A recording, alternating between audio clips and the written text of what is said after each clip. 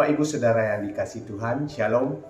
Bertemu kembali dalam program Sarapan Rohani Gereja Kristen Protestan di Bali, Jemaat Galang Ningia Abian Base, hari Sabtu 5 Juli 2025. Bersyukur Bapak Ibu, kita boleh bertemu ada dalam keadaan selamat dan Tuhan masih memberkati kita sampai saat ini. Bapak Ibu, sebelum kita melakukan aktivitas kita, pekerjaan kita hari ini, saya mengajak Bapak Ibu untuk mendasarinya dengan merenungkan firman Tuhan. Namun sebelumnya kita datang pada Tuhan di dalam doa. Mari kita berdoa. Bapak, bersyukur Bapak atas hari yang indah Bapak berikan pada kami. Kami boleh bangun pagi ini dengan tubuh yang sehat, kekuatan baru pemberian Tuhan. Kami rindu untuk mengawali aktivitas kami, pekerjaan kami dengan mendasarinya dengan firman Tuhan. Roh Kudus-Mu turun atas kami Bapa, sehingga kami dapat membaca, dapat merenungkan firman Tuhan, dan dapat kami lakukan dalam kehidupan kami sehari-hari. Renungan ini Bapa kuduskan hanya di dalam nama Tuhan Yesus.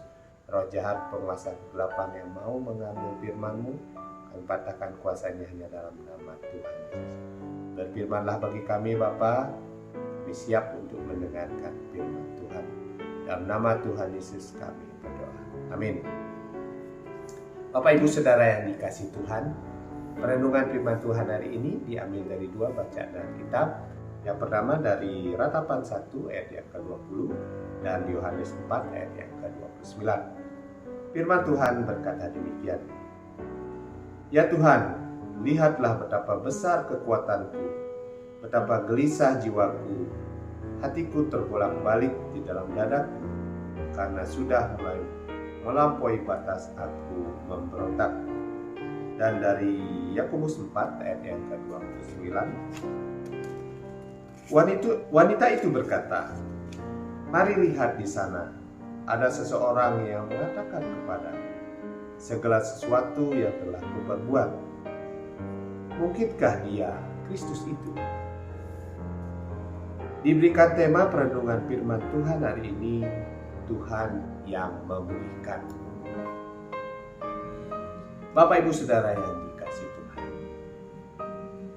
banyak hal yang menjadi respon bila seseorang melakukan kesalahan.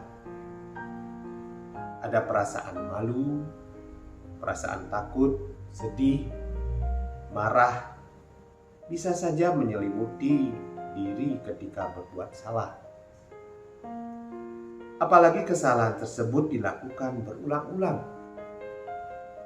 yang mengakibatkan konsekuensi yang berat harus diterima. Setiap orang pasti menyesali apa yang telah terjadi. Dalam bacaan hari ini, Yeremia seakan mewakili umat Tuhan dalam kitab Ratapan. Ia menyatakan perasaannya kepada Tuhan karena apa yang telah terjadi pada Yerusalem dan umatnya. Sungguh telah mengguncang hatinya dan membuat hatinya menjadi gelisah. Ia menyadari bahwa apa yang dilakukan oleh umat Tuhan pasti menerima hukuman. Tetapi di sisi lain, ia juga menyatakan apa yang ada dalam hatinya, di mana ia sungguh mengharapkan Tuhan memulihkan kondisi umatnya. Hanya kepada Tuhanlah ia dapat menaruh harapan, karena Tuhanlah setia pada setiap janjinya. Dalam bacaan kedua dari firman Tuhan hari ini, ketika seorang perempuan Samaria bertemu dengan Yesus dalam keterasingannya akibat kesalahan yang telah ia perbuat,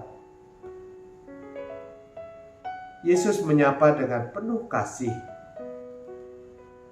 Yesus mengetahui setiap kesalahan yang telah diperbuat oleh perempuan Samaria itu.